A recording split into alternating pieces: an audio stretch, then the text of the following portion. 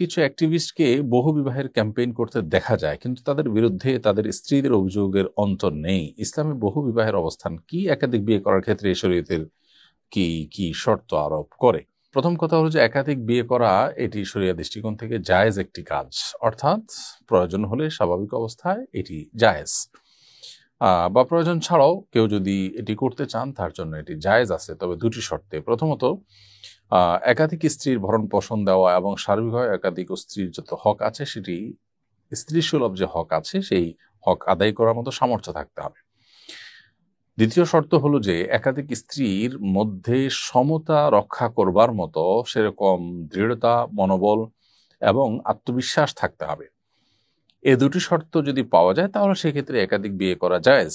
আর যদি এই দুটি শর্তের কোনোটি পাওয়া না যায়, অর্থাৎ তিনি যে কোনো একজন স্ত্রীর প্রতি ঝুঁকে পড়বেন, অপরজনের প্রতি বৈষম্য করতে পারেন, তার ক্ষেত্রে ইনসাফের ঘাটতি করতে পারেন, এরকম আশঙ্কা যদি থাকে তার নিজের ব্যাপারে, তাহলে সেক্ষেত্রে তার জন্য একাধিক বিয়ে করা জায়েজ নয়। ঠিক একইভাবে একাধিক বিয়ে করে স্ত্রীদের ভরণ পোষণ দিতে না পারলে, তাদের জৈবিক চাহিদা পূরণ করার মতো ক্ষমতা না থাকলে, সেক্ষেত্রে তার জন্য একাধিক বিয়ে করা কিন্তু জায়েজ নয়। অতএব একাধিক বিয়ে করা জাস্ট একটা জায়েজ কাজ। এই জায়েজ কাজকে নিয়ে অনেক বেশি বাড়াবাড়ি করা বা এটাকে প্রতিষ্ঠা করার জন্য অনেক বেশি চেষ্টা করার কোনো বিশেষ যৌক্তিকতা নেই। তবে এটা ঠিক যে আমাদের সমাজে একাধিক বিয়ে নিয়ে নানা রকমের ট্যাবু আছে এবং মানুষের ভুল ধারণা আছে, সেটি ভাঙানোর জন্য আলোচনা হতে পারে, এবং সেটি ভাঙানোর উদ্দেশ্যে কেউ যদি এই জায়েজ কাজটি করেন ওই যে শর্ত সাপেক্ষে, তাহলে সেটা মৌলিকভাবে প্রশংসনীয় কাজ। কিন্তু তিনি নিজেই যদি বেইনসাফির মধ্যে পড়ে যান এবং স্ত্রীদের হক বা অধিকার সঠিকভাবে আদায় করতে না পারেন, তাহলে সেক্ষেত্রে তার জন্য কিন্তু এটি জায়েজ নয়। অবস্থাভেদে আবার কখনো কখনো একাধিক বিয়ে করা যায় ওয়াজিবও হতে পারে। কোনো ব্যক্তি একাধিক বিয়ে না করলে তার চরিত্র ঠিক রাখছেন, একজন স্ত্রী হয়তো তার অসুস্থ, সেক্ষেত্রে তার আরেকটা বিয়ে করা জরুরি এবং তার সে সক্ষমতাও আছে, সব মিলিয়ে শর্ত পূরণ করার মতো যোগ্যতা আছে, তাহলে তার জন্য চরিত্র রক্ষার জন্য একাধিক বিয়ে করা আবশ্যক হতে পারে। আবার যার জন্য একাধিক বিয়ে করলে স্ত্রীদের হক আদায় করার সামর্থ্য যার মধ্যে নাই, তার জন্য একাধিক বিয়ে করা কিন্তু আবার নাজায়েজ হতে পারে। অর্থাৎ বিষয়টি ভ্যারি করে ব্যক্তির অবস্থার উপরে। আমার পছন্দের পোশাক কামিজ, কিন্তু আমার স্বামী আমাকে শাড়িতে পছন্দ করেন। পোশাক পরিধানের ক্ষেত্রে কার পছন্দকে প্রাধান্য দিবে এ বিষয়ে শরীয়ত কি স্ত্রীকে কোনো নির্দেশনা দিয়েছে?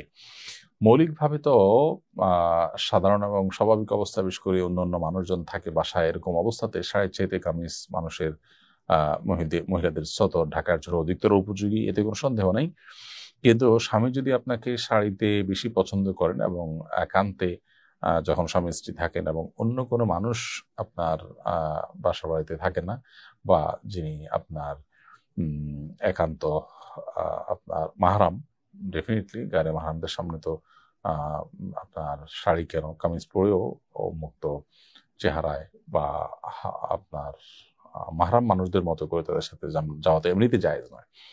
কিন্তু শ্বশুর আছেন বাসায় বা অন্য কেউ আছেন, ছেলেরা বড় আছেন, এরকম পরিস্থিতিতে শাড়ি না পরে কামিজ পরাটা উত্তম। কিন্তু স্বামী যদি এটাকে প্রায়োরিটি দেন বা পছন্দ করেন, সেক্ষেত্রে যাতে করে শরীরের কোনো অঙ্গ প্রত্যঙ্গ দৃষ্টিকটুভাবে খোলা না থাকে, সেদিকটা খেয়াল রেখে আপনি শাড়ি পরতে পারেন। আর একান্ত কক্ষে স্বামী যেটা পছন্দ করবে সেটা আপনার পরিধান করাটাই হলো উচিত। তাহলে খোলাসা কথা হলো, সাধারণ অবস্থাতে আপনার কামিজ পরা সতর ঢাকার জন্য অধিকতর উপযোগী হলেও স্বামী পছন্দ করেন সেটাকে প্রায়োরিটি দিয়ে আপনার শাড়ি পরা উচিত। কারণ স্বামীর চরিত্র হেফাজত করা এবং তিনি যাতে কোনো মানে পরনারীতে আসক্ত না হয়, সেই জায়গা থেকে আপনার তাকে সহযোগিতা করা উচিত এবং সে মানসিকতা রাখা দরকার। সেই জায়গা থেকে আপনি নিজের পছন্দের উপরে স্বামীর পছন্দকে প্রায়োরিটি দেওয়ার চেষ্টা করবেন। তাছাড়া একটা কথা আছে, মানুষ নিজের পছন্দে খাওয়া উচিত, পরে পড়তে হয় অন্যের পছন্দে। অর্থাৎ যে যেটা পরিধান করে তার নিজের পছন্দ তো কিছু থাকবেই, তাকে দেখতে কতটা ভালো লাগে এটা অন্যরা যতটা জাজ করতে পারেন, নিজে ততটা অনেক সময় জাজ করতে পারেন না। সেটা অবশ্য আরেকটা বিষয়। কিন্তু এখানে স্বামীর পছন্দ অপছন্দের সাথে আপনার বিয়ের যে উদ্দেশ্য সেটির সম্পর্ক আছে, এজন্য এখানে স্বামীর পছন্দটাকে অগ্রাধিকার দেওয়া উচিত। আমি গার্মেন্টসে কাজ করে আম্মার খরচ বহন করতাম। এখন আমার বিয়ে হয়ে গেছে, আমার কোনো ভাই নেই, আব্বুও মারা গেছেন। শ্বশুর বাড়িতে প্রচুর সম্পদ থাকলেও আমি আম্মাকে কিছু দিতে গেলে শাশুড়ি ঝগড়া করেন, তাই গোপনে আমি শুধু আম্মার খাবারের জন্য অল্প অল্প চাল ডাল দিই, এটা কি অন্যায় হবে? উত্তর হলো, এই অল্প অল্প যেটুকু দিচ্ছেন এটুকুতে যদি আপনার স্বামীর মৌন সম্মতি থাকে, যেটা দিচ্ছেন এটা যদি আপনার স্বামীর হয়ে থাকে, তাহলে সেক্ষেত্রে স্বামীর যদি মৌন সম্মতি থাকে বা আপনি জানেন যে স্বামী এটুকুর জন্য বাধা দিবেন না, তাহলে সেক্ষেত্রে এটা আপনার জন্য জায়েজ হবে। আর যদি স্বামীর মনসম্মতি না থাকে, বরং আপনি লুকিয়ে ছাপিয়ে দেন, তাহলে এটা আপনার জন্য জায়েজ হবে না। প্রয়োজনে আপনি বাসা থেকে, নিজ জায়গা থেকে, মা যদি নিরুপায় হয় তার জন্য উপার্জন করার চেষ্টা আপনি করতে পারেন। এক্ষেত্রে দাম্পত্য জীবনে স্বামী স্ত্রীর মধ্যে বোঝাপড়া জরুরি। স্বামীরও যেরকম স্ত্রীর এ ধরনের পরিস্থিতি স্ত্রীর পাশে দাঁড়ানো তার কর্তব্য, নৈতিক দায়িত্ব, ঠিক একইভাবে স্ত্রীও স্বামীকে আপন করে নিয়ে বা ভালোবাসা দিয়ে তাকে তার কাছ থেকে নিজের এই প্রয়োজন পূরণ করার চেষ্টা করা উচিত। এখানে স্বামীর অজান্তে তার জিনিস মনের মতো করে ব্যবহার করবার সুযোগ কিন্তু নেই। আমার মেয়ে বাসা থেকে 5 মাইল দূরে এক মাদ্রাসায় পড়ে, প্রতিদিন একাই যাতায়াত করে। আমি ব্যবসার কাজে ব্যস্ত থাকি আর নিয়ে যাওয়ার মতো অন্য কেউ নেই। এতটুকু দূরে কোনো মাহরাম ছাড়া মেয়েরা যাতায়াত করতে পারবে কিনা? উত্তর হলো যে 5 মাইল যেহেতু সফরের দূরত্ব নয়, অতএব শরীর দৃষ্টিকোণ থেকে এতটুকু দূরত্ব মেয়েরা একাকী যাতায়াত করতে পারবে এবং এখানে মাহরাম থাকা আবশ্যক নয়।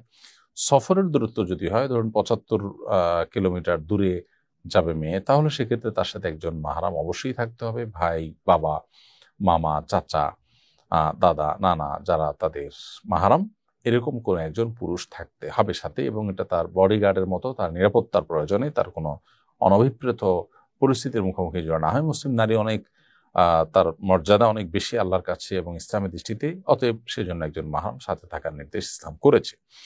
কিন্তু 5 মাইল দূরত্ব, এটা যেহেতু কোনো সফরের দূরত্ব নয়, অতএব এখানে একাকী যাতায়াত করতে পারে, মৌলিকভাবে এটি জায়েজ আছে। তবে নিরাপত্তার ঝুঁকি, আজকাল যে ফিতনা সংকুল সময়, এই সময়টাতে ব্যবসা বাণিজ্য বা অন্য ব্যস্ততার অজুহাতে মেয়েকে প্রতিদিন এরকম 5 কিলোমিটার মতো দূরত্ব একাকী আসা যাওয়া করতে দেওয়ার চাইতে তার সাথে একজন গার্ডিয়ান, একজন অভিভাবক বা কেউ না কেউ সাথে থাকা, এটা উচিত এবং তার নিরাপত্তার জন্য অধিকতর কল্যাণকর।